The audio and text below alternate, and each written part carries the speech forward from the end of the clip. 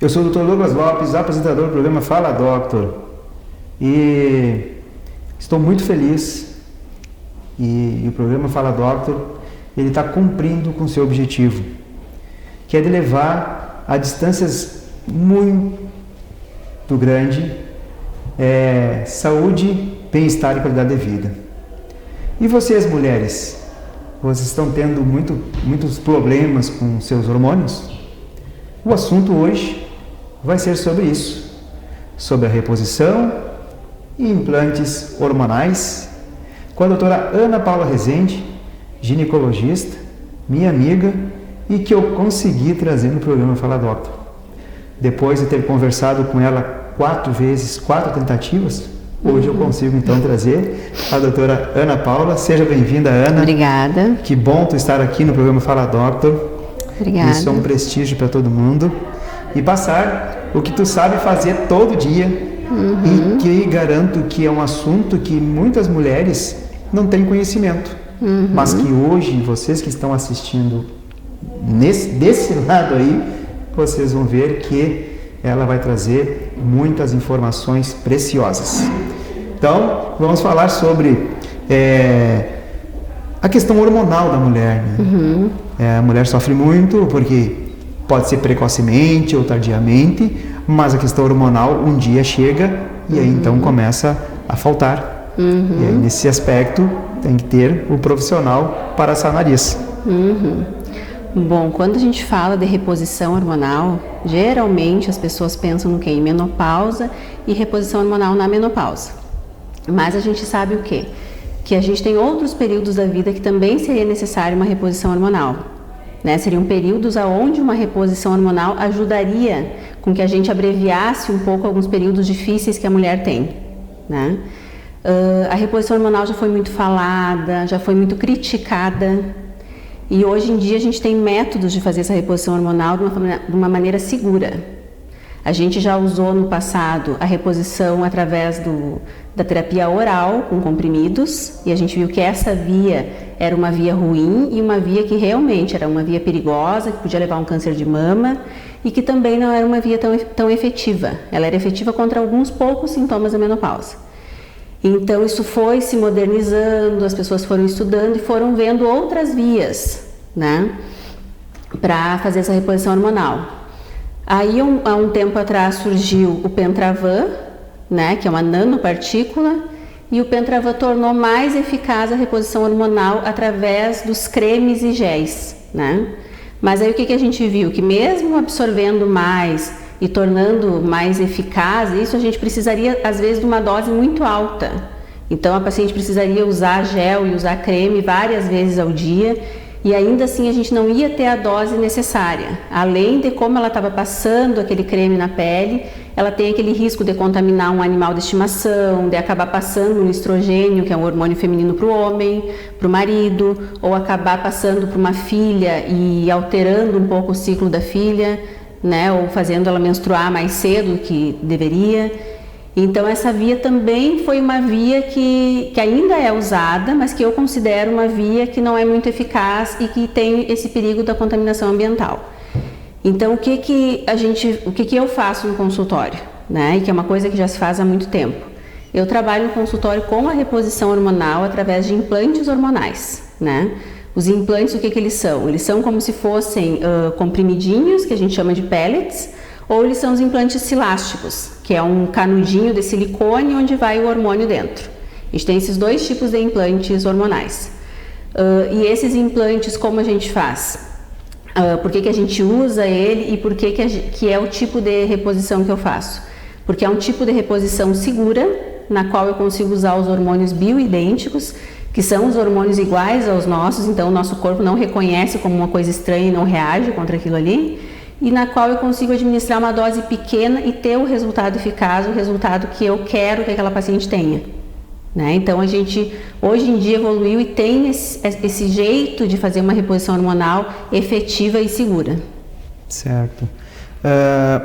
Pela questão da mulher, como é que se vai saber ela primeiro dos sinais e sintomas que ela vai sentir que algo está mudando, que seria os fatores hormonais que estão começando também a mudar. Como que ela pode sentir para que ela possa pegar e procurar um profissional?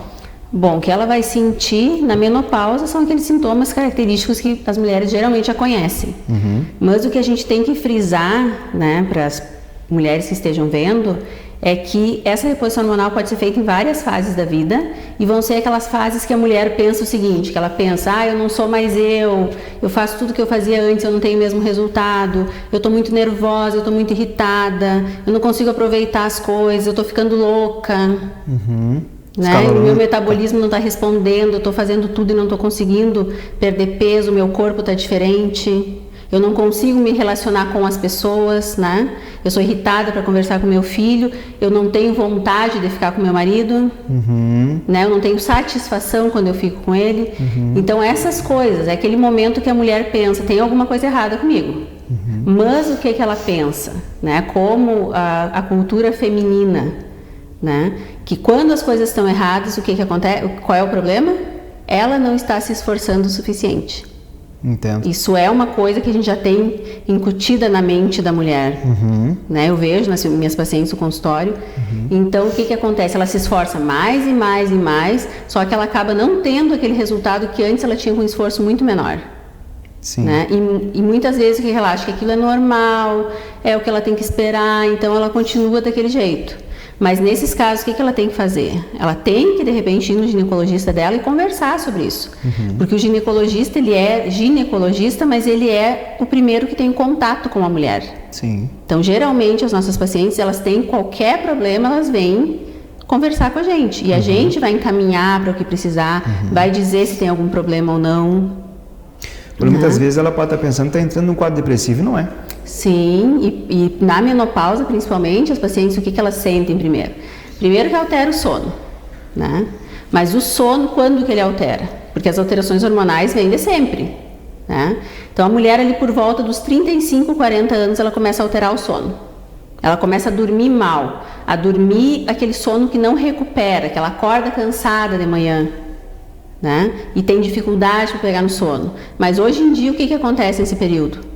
No que eu vejo no consultório, é aquele período que a mulher teve um filho, geralmente, que estão tendo filho ali por volta dos 35, então tem um filho pequeno, ela acha que não dorme bem por causa do filho, aí o filho cresce, ela continua dormindo mal e ela pensa, não, mas agora eu tenho a preocupação dele estar maior, isso e aquilo, e vai deixando aquilo ali. Mas esse problema no sono, essa falta de qualidade no sono, já fala pra gente que ela tem uma deficiência de progesterona, né? E a progesterona é o primeiro hormônio a faltar para a mulher, né? E depois ela vai tendo outros sintomas de carência de estrogênio, de carência de testosterona, porque a testosterona ela é um hormônio masculino, diminui mas é um libido. hormônio que a mulher também tem que ter. Sim, claro. Né? E a mulher, quando ela tem problema de libido e de satisfação sexual também, ela tem uma testosterona geralmente baixa e a gente pode repor isso através dos implantes e melhorar essa qualidade de vida. Sim. Né? Pele também, o estrogênio melhora muito a pele. Melhora tanto o tônus da pele quanto o subcutâneo. Né? Então a gente tem às vezes alguma paciente que fala que o hormônio engorda, ou que o hormônio muda um pouco o peso. O hormônio ele não engorda. O hormônio bem aplicado, bem calculado a dose dele, o que ele faz? É que como a gente vê uma menina, vamos dizer, de 15 anos e uma mulher de 40, a gente vê que a mulher de 40, ela não emagreceu em relação ao que ela era nos 15 anos, ela murchou, né? E esse murchar, o que é? Ela perder esse tecido celular subcutâneo. Perdeu o que está embaixo da pele. Certo. Então a pele fica mais fina. E a pele fica mais fina na mão, no rosto, na vagina. Então isso tem repercussões. Quando a gente faz um implante hormonal e repõe esses hormônios, como ela começa a ter uma vascularização melhor, né? Tudo começa a funcionar melhor, ela repõe esse tecido subcutâneo. Né? Então isso melhora a pele no todo. Sim. Melhora a pele do corpo, melhora o rosto. Geralmente elas falam que aumenta e que sobe um pouco o rosto, né? Melhora a pele da vagina, ela fica mais resistente, mais forte, né? Certo. A vagina também fica diferente do que ela estava acostumada, né? Volta a ser como era um tempo anterior. Então, ela tem interferência na pele também. Revigora. E associado a exercícios físicos, melhor ainda. Sim, que é o que eu sempre digo. A questão hormonal, ela é uma parte do tratamento. E cada vez mais a gente vê, né, e as pacientes entendem isso sempre, que tudo é um conjunto. E que a saúde é um conjunto disso tudo. Certo. Né, de tudo. Da saúde mental, da saúde física, dela comer bem, se exercitar, né, ficar saudável. E aí o que acontece com tudo isso? Quando tem tudo isso, ela vai ter a beleza, né? Que é o que eu canso de falar para as minhas pacientes mais jovens, né? Que a beleza, o que ela é? Um reflexo da saúde e do bem-estar da pessoa. Claro, sim. E a gente jamais vai comprometer a nossa saúde para ficar bonita. Então a gente não vai fazer um tratamento desnecessário, a gente não vai dar um hormônio para uma menina que não precisa, né? Que às vezes elas querem.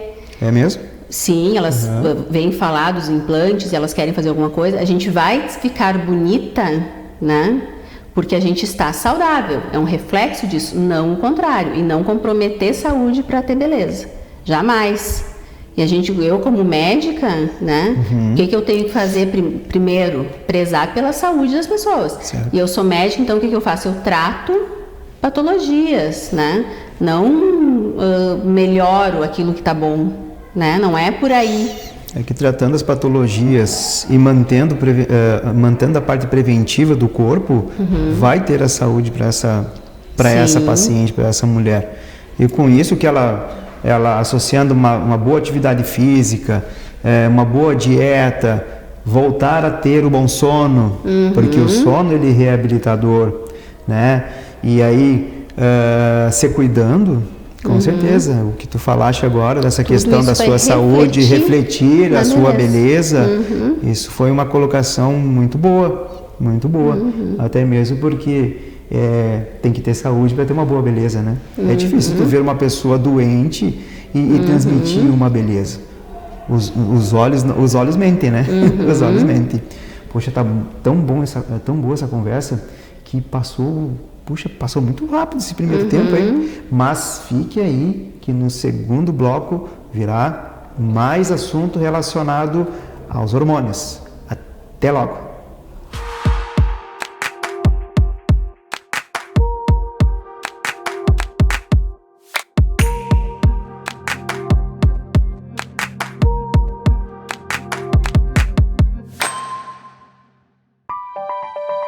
Um belo sorriso conquista.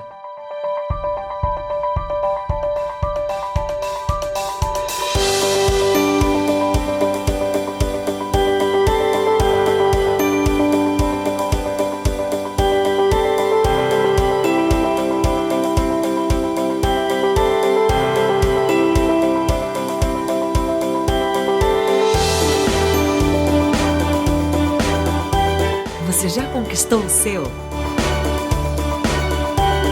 Clínica Odonto Doctor, presente em todos os momentos da sua vida.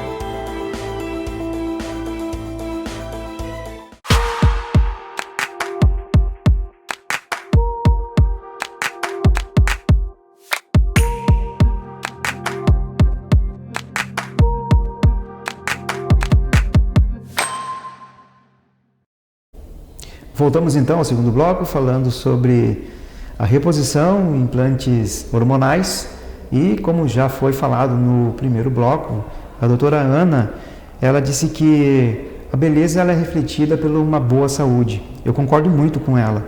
Até mesmo que uma pessoa saudável, ela tem outro brilho. E ela tem mais alegria, mais felicidade. A gente vê que aquela pessoa, ela está num estágio feliz, alegre, né? E também, nós estávamos agora conversando no intervalo a respeito da autoestima. A pessoa ela não tem a sua autoestima elevada quando algo começa na cabeça dela, pensando que ela está tendo um mau relacionamento com o marido, porque está acontecendo alguma coisa com ela, ou até mesmo porque é um fator emocional, né, que muitos falam assim, não, isso é psicológico, mas nem sempre é psicológico. Às vezes é o próprio sistema que está alertando que é um fator muito mais complexo, não é? O que a gente vê é que geralmente a gente tem muitas pacientes que chegam no consultório nos falando que elas têm depressão. Né? E quando a gente começa a conversar, quando começou essa depressão? Pois é, eu comecei a ter uma irregularidade na menstruação, aí comecei a ficar deprimida e parei de menstruar. E aí a gente sabe o quê? Que neste período que começa a faltar os hormônios, às vezes não é uma depressão que ela tem, é uma carência hormonal. Que ela começa a associar com essas outras coisas, né? Porque ela se sente mal por aquilo e não sabe expressar muito bem aquilo. A gente sabe, por exemplo, né, que a testosterona, a gente estuda ela como o hormônio do poder, né?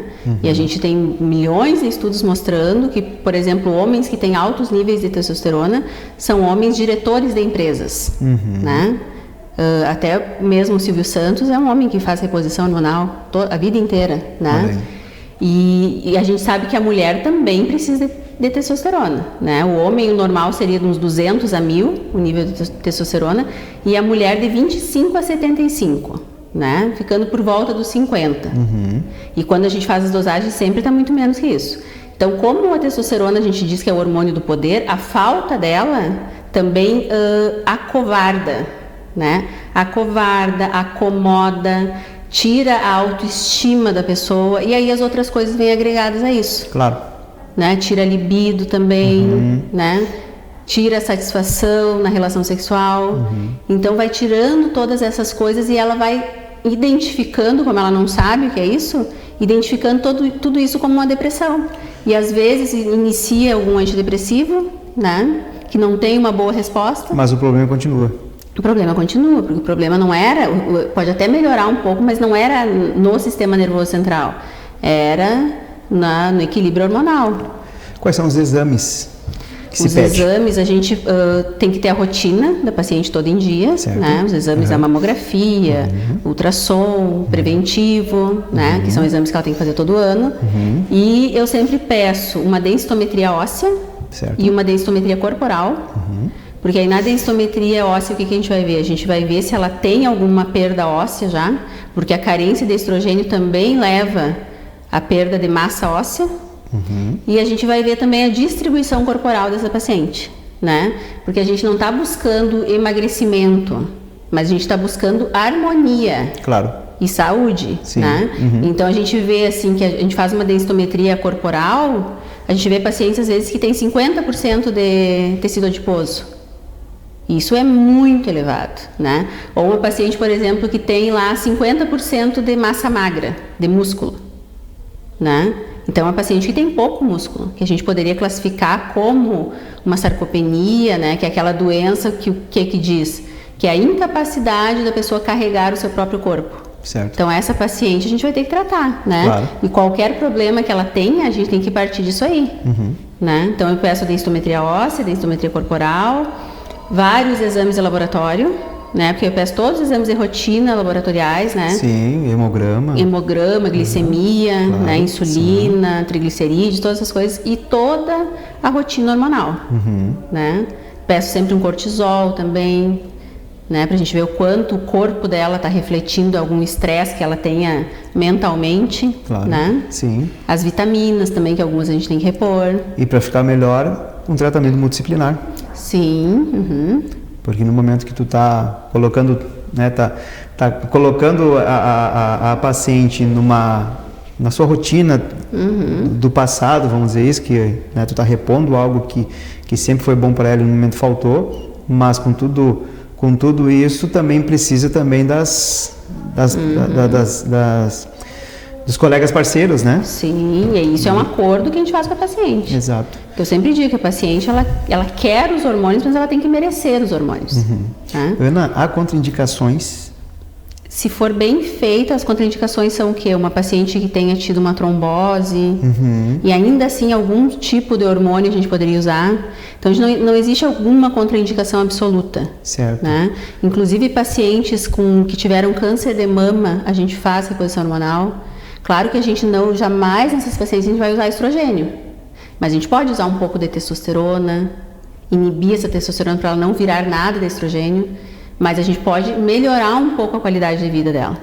e mulheres que recebem o hormônio e aí começa a ter aquela questão do calor, dessas situações assim que falam, né?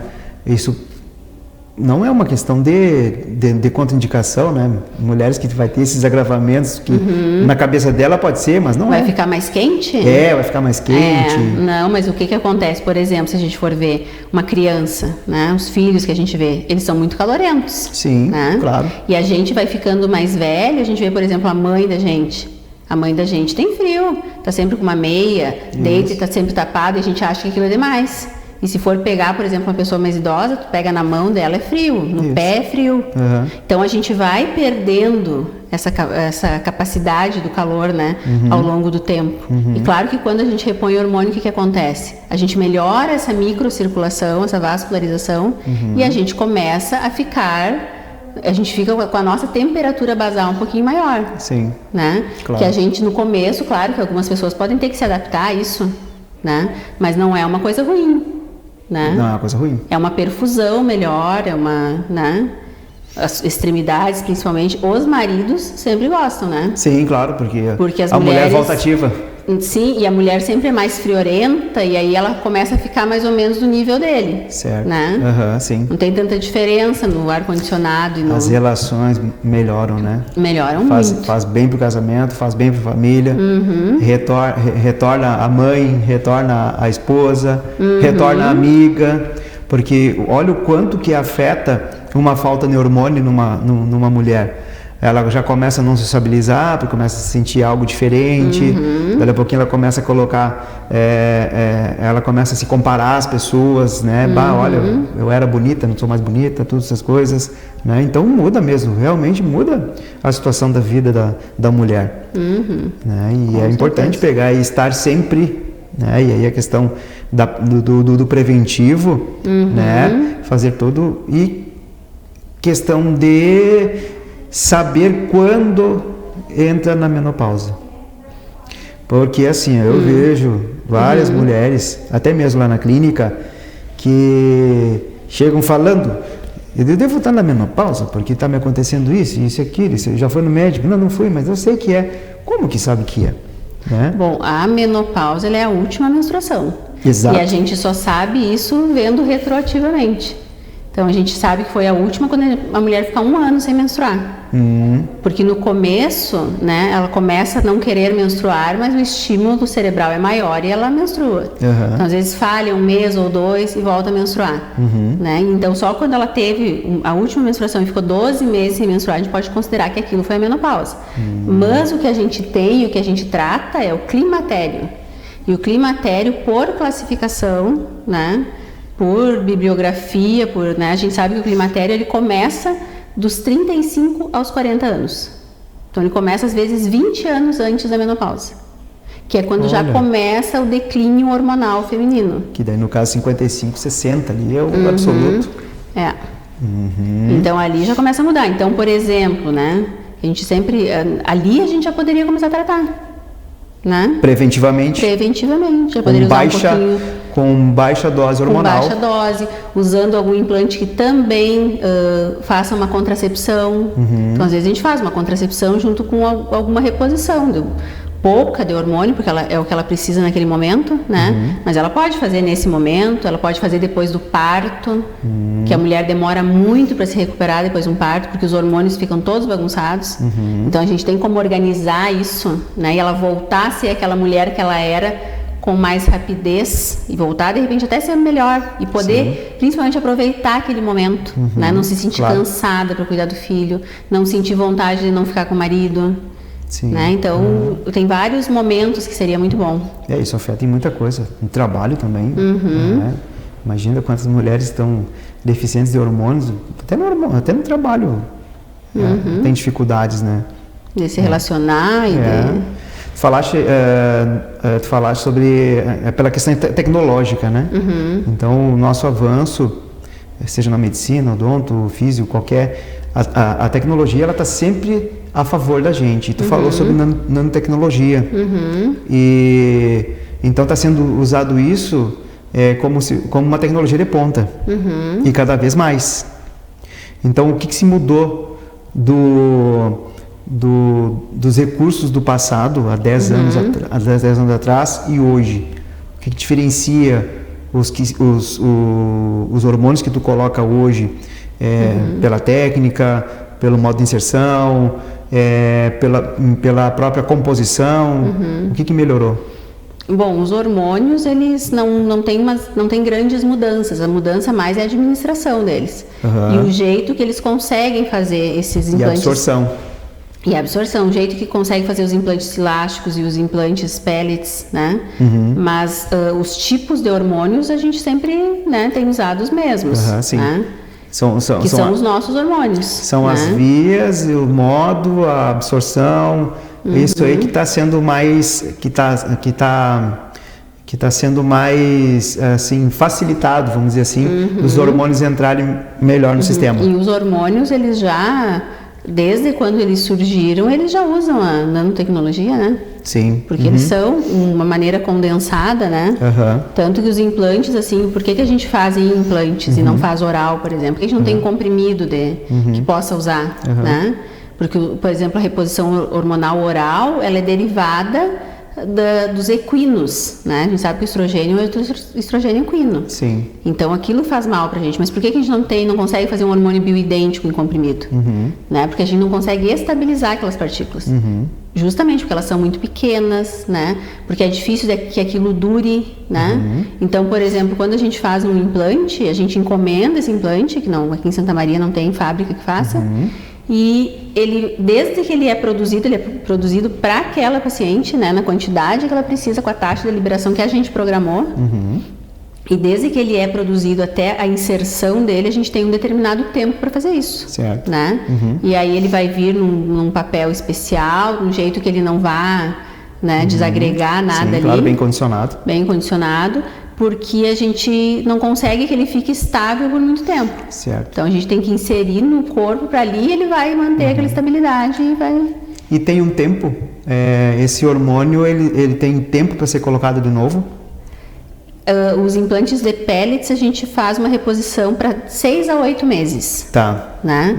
E os implantes elásticos a gente faz uma reposição anual. Certo. Né? Faz um exame depois, vê o que se precisa, coloca a dose certa e assim vai. Mas, por exemplo, a gente faz essa periodicidade numa paciente na menopausa.